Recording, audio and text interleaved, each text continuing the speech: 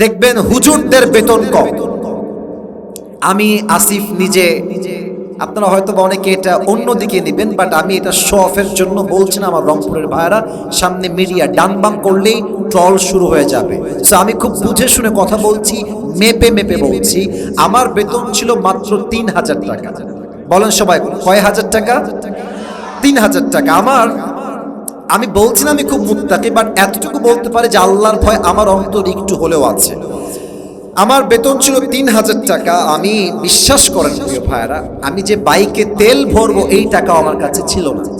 একটা পর্যায়ে কি হলো, আমি আমার আব্বাকে বললাম, আব্বা তোমার এই ভাঙড়ি গাড়ি তুমি তোমার কাছে রাখো, আমার দ্বারা এইটা আর চালানো সম্ভব না, আমার কাছে তেল ভরার টাকাই নাই। আমি আজ থেকে হেঁটে হেঁটে ক্লাস করব, হেঁটে হেঁটে বাসায় আসবো, এটা আমার নিয়ত ওই সময়। ইভেন আর একটা কথা বলে ফেলি, আমার আব্বা একজন খতিব এবং আমার আব্বা একজন মাদ্রাসার প্রিন্সিপাল। বেতন অন অ্যান অ্যাভারেজ আমার বাবার ছিল সেই সময়ে সর্বমোট মাদ্রাসা এবং মসজিদ মিলিয়ে ১৫,০০০ টাকা।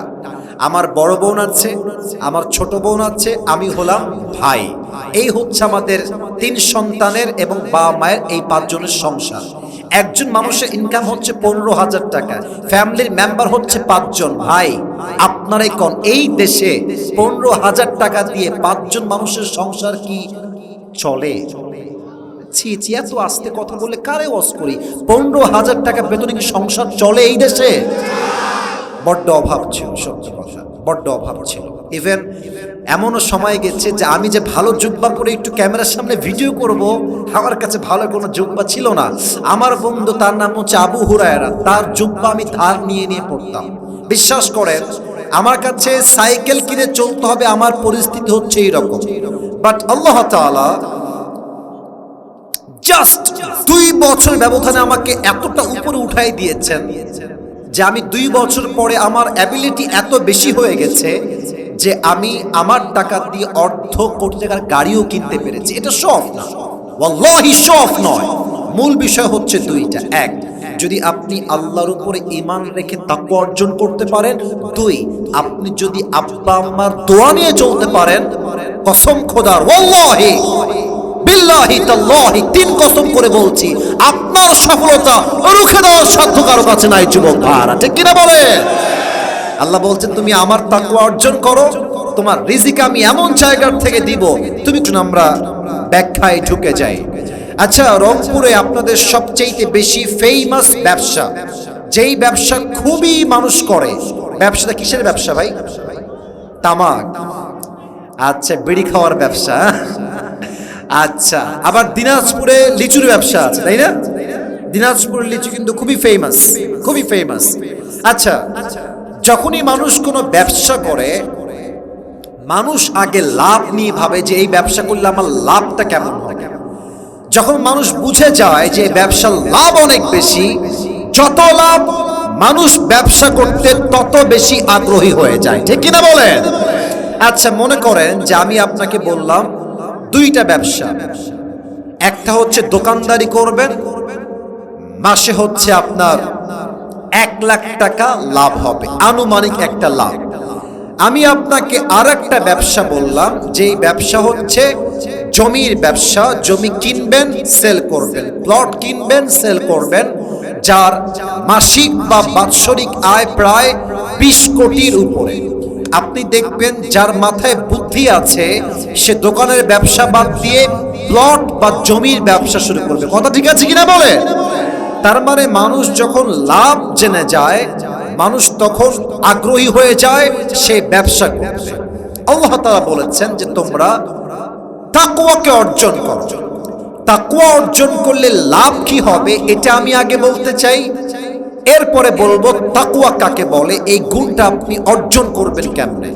আমি তাকওয়া অর্জন করলে মোট 3টা লাভ হয়, কোরআন থেকে বলতে চাই। আমার হাত দেখে বলেন বদরগঞ্জের ভাড়া, বলেন তো সবাই, তাকওয়া অর্জন করলে লাভ হবে কয়টা?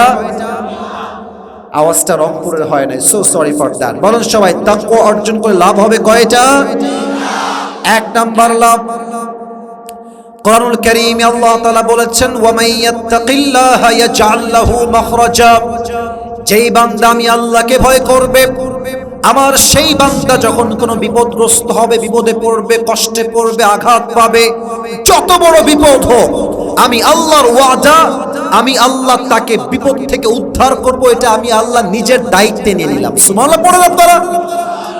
وَمَن يَتَّقِ اللَّهَ يَجْعَل لَّهُ مَخْرَجًا, whoever fear of his Lord, Allah will make a way out for them. যত বড়ই আঘাত হোক, যত বড়ই বিপদ হোক, এই তাকওয়ার জন্য বিপদ থেকে আপনাকে উদ্ধার করবে একজন। আওয়াজ দিয়ে বলেন সবাই, তিনি কে? দুই নাম্বার লাভ হলো ওয়ায়ারযুকুহু মিন হাইতু লা ইয়াহতাসিব। যেই বান্দা আল্লাহর ভয় করবে, আল্লাহ রাব্বুল আলামিন তাকে এমন এমন জায়গার থেকে রিজিক দিবে সে কখনো কল্পনাই করতে পারবে না। দেখবেন হুজুরদের বেতন কম।